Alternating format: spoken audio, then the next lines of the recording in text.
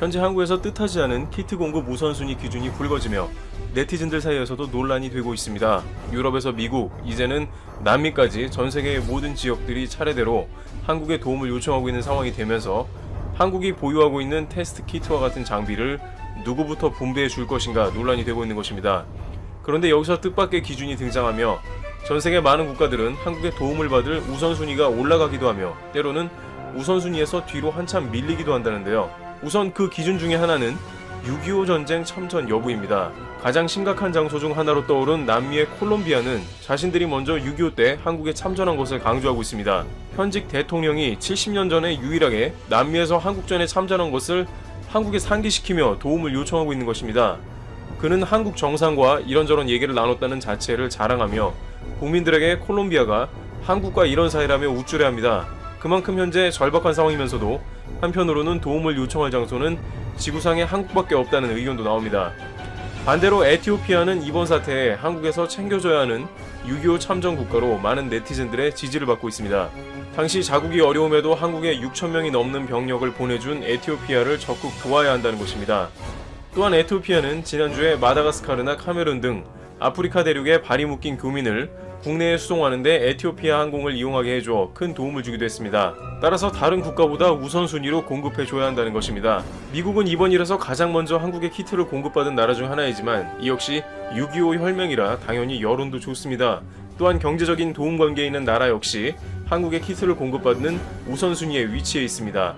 대표적으로 아랍에미리트는 한국과 여러 가지를 주고받는 관계로 한국은 사막농사가 가능하게끔 지원하고 있으며 2019년에는 가스공사와 아랍에미리트 유전 가스전 개발 사업을 협력했고 아랍에미리트는 한국에 25척의 LNG선을 발주하기도 했습니다.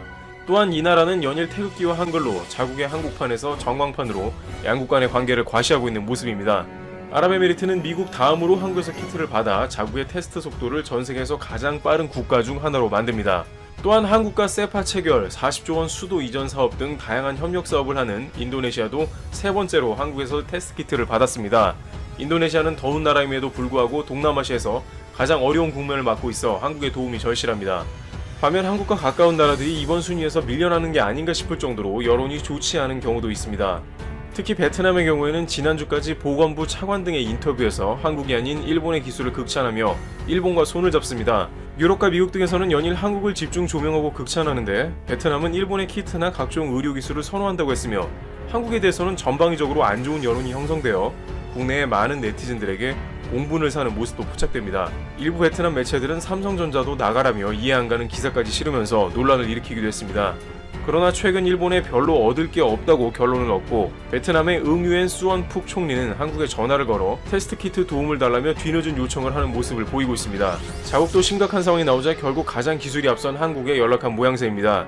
지금까지 한국은 베트남에 대한 전반적인 평판이 좋은 편이었는데 이번 일로 국가 관계도 그렇고 한국의 키트 우선순위에도 밀려나는 게 아니냐는 의견이 제기되고 있습니다. 한편 일본은 최근 한국에 확 바뀐 태도를 보이고 있는 모습을 다양한 매체를 통해 보여주고 있습니다. 3월 말경에 일본 매체 TBS는 한국에 취재를 와서 한국은 사재기가 결코 일어나지 않는데 그 이후로 유통망이 잘 정비되어 있는 데다가 국민들이 사재기를 하지 않는다며 극찬을 하고 돌아가는 모습을 보입니다.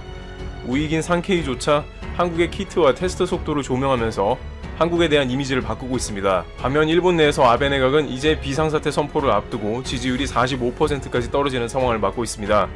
일각에서는 여론에 등 떠밀려 결국에는 일본조차 한국의 테스트 키트를 요청할 수도 있다는 의견이 나옵니다. 그러나 여러가지 정황상 일본도 우선순위에서는 상당히 밀려난 것으로 보인다는 여론이 지배적인 상황입니다.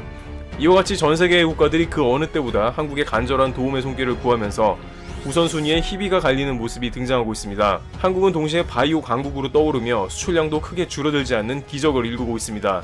중국도 많은 장비를 가지고 있습니다만 일부 테스트 키트는 정확도가 현저하게 떨어지는 데다가 현재 전 세계적으로 이왕이면 무조건 한국 장비를 받아야 한다는 의견이 제기되면서 한국산이 최우선인 것입니다. 전 세계가 한국과의 관계를 그 어느 때보다 신경 쓰고 있는 처음 보는 모습이 연일 지속되고 있는 상황입니다.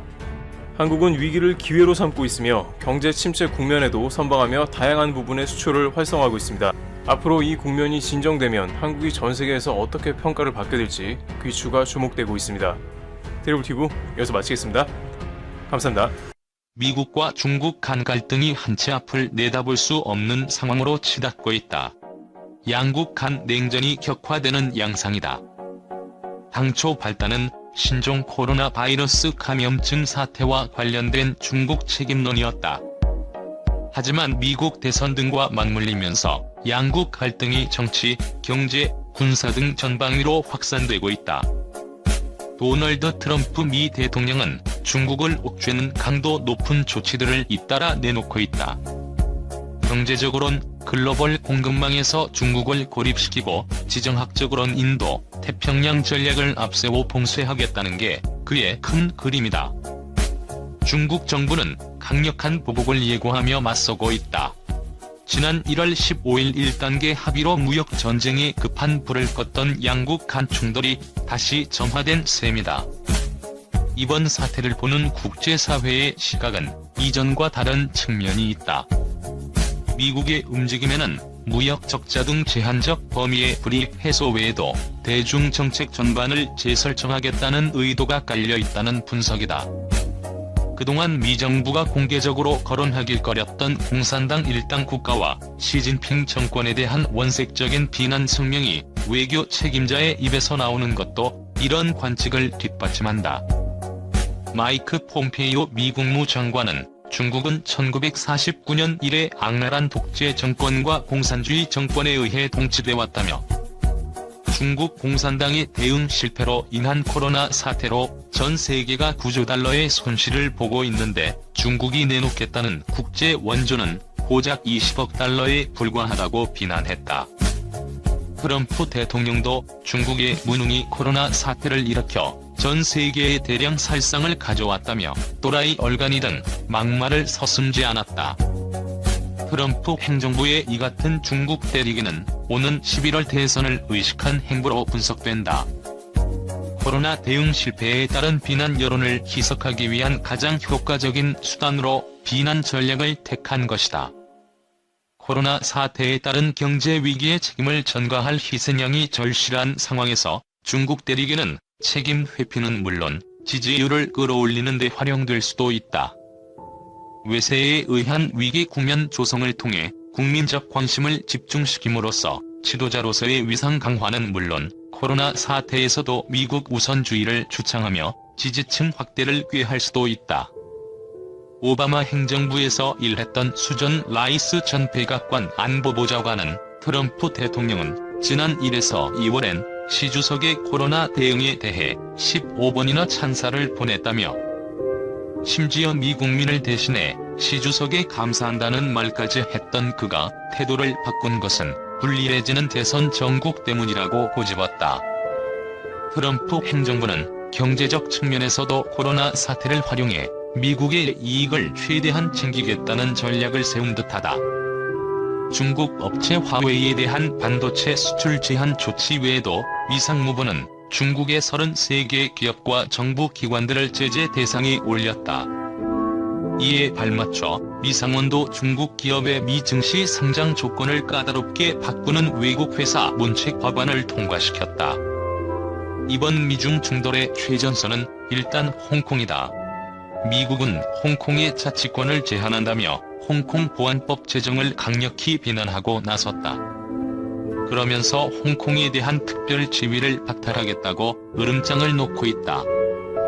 특별 지위는 중국 본토와 달리 무역, 관세, 투자, 비자 발급 등에서 혜택을 보장하고 있어 미국이 이를 처리할 경우 국제적인 금융 허브이자 상업 도시인 홍콩의 이미지는 큰 타격을 받게 된다. 이는 홍콩 경제뿐 아니라 중국 기업에도 악영향을 미칠 수 있다. 그간 홍콩이 중국 기업의 외자 유치 창구로 톡톡히 역할을 해왔기 때문이다. 그럼에도 시 주석이 홍콩 보안법 제정을 고집하는 데는 이유가 있다. 우선 지난해 극심한 혼란을 야기했던 송환법 파동의 주역인 홍콩의 민주화 세력을 제압하기 위해서다. 둘째, 향후 대만을 겨냥한 일국양제 확대를 위해선 홍콩에 대한 중국 정부의 강력한 통제력을 대외적으로 보여주는 조치가 필요하다. 마지막으로 홍콩 보안법은 중국 본토 내에서 독립을 꾀하는 티베트와 신장, 위구르 지역에 거주하는 소수민족에 대한 강력한 메시지로도 볼 수 있다. 반면 베이징 정부가 홍콩 보안법으로 만만찮은 비용을 치를 가능성도 있다. 슈퍼파워 미국이 강력한 제재를 경고하고 나섰기 때문이다. 트럼프 대통령은 대중국 압박 효과를 배가시키기 위해 인도, 태평양 전략을 적극 활용하고 있다. 중국을 군사적으로 바짝 긴장시키는 대목이다. 당장 미국은 지난 21일 어뢰의 대만 수출을 승인했고 대만은 해안 방어용 미사일 도입을 추진하고 있다. 이에 맞서 중국은 항공모함을 동원해 대만이 시류지배를 하는 프라타스 군도 인근에서 대규모 상륙 훈련을 할 계획이다. 트럼프 대통령은 중국 봉쇄의 키플레이어로 대만 외에도 일본, 호주, 인도, 한국 등을 꼽고 있다. 최근 백악관이 만든 대중국 전략 보고서에서 한국의 신남방 정책이 언급된 것도 반중 동맹 그룹을 거론하는 대목에서다. 중국 봉쇄에 적극 참여해달라는 기대가 반영된 셈이다. 그동안 미중 사이에서 수차례 양자택일에 직면했던 한국 정부가 외교수를 더욱 가다듬어야 하는 상황이다. 아베 총리는 이날 입장을 발표하지 않았지만 조만간 그가 육성으로 이 문제에 대해 언급할 것이라는 관측도 나온다. 일본 측은 시진핑 중국 국가주석의 올해 국빈 방위를 추진 중이지만 홍콩 문제에 대해서는 자유와 인권 중시라는 원칙하에 움직이고 있다. 이와 관련한 움직임을 잘 보여주는 게 아사히 신문의 28일 보도다. 이에 따르면 홍콩의 국가안전법을 둘러싸고 전인대회 개최 전에 중국 측은 외무성의 한 간부에게 내정 간섭하지 말라고 통고했다. 이에 대해 외무성 간부는 역으로 중국의 움직임에 대해 강한 우려를 전달했다고 한다. 지정학적 측면에서 한국보다 안전하고 경제력도 세계 3위인 일본의 대중 대응은 우리와 다를 수밖에 없다. 하지만 일본의 이런 대응은 중국 같은 패권 국가를 어떤 원칙에서 다루어줘야 하는지를 보여준다는 지적이 나온다. 인접 국가를 협력 파트너로 여기지 않는 나라에게 얕잡아 보이면 계속 비굴하게 살 수밖에 없기에 외교의 원칙을 지켜가며 해야 할 말은 적시에 제대로 해야 한다는 것이다. 한국은 지정학적 위치상 미중 패권 전쟁의 최전선에 위치해 있는 만큼 양국의 충돌은 외교 안보와 경제에 막대한 타격을 줄 수 있다.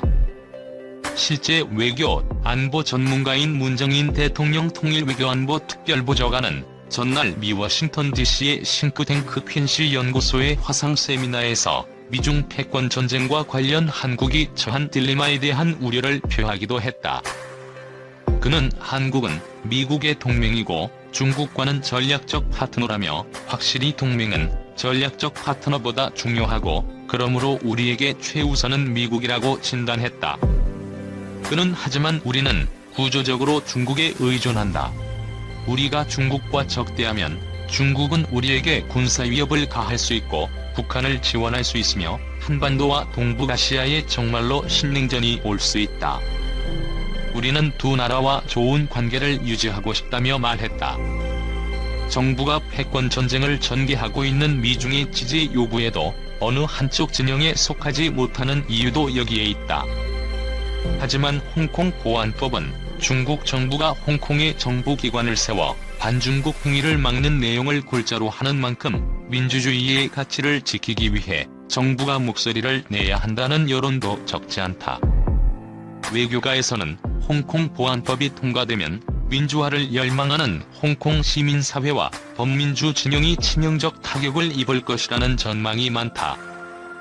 홍콩 시민들에 대한 중국 정부의 탄압이 심해질 경우 한국 정부도 무한정 침묵을 지키긴 어려울 것으로 예상된다. 문특보도 최근 중국의 홍콩 국가보안법 제정에 대해 중국의 내부적 법률적 절차라 한국이 개입하기 아주 어렵지만 해당 법이 인권을 침해한다면 한국 정부가 비판적 입장을 취할 수도 있다고 봤다.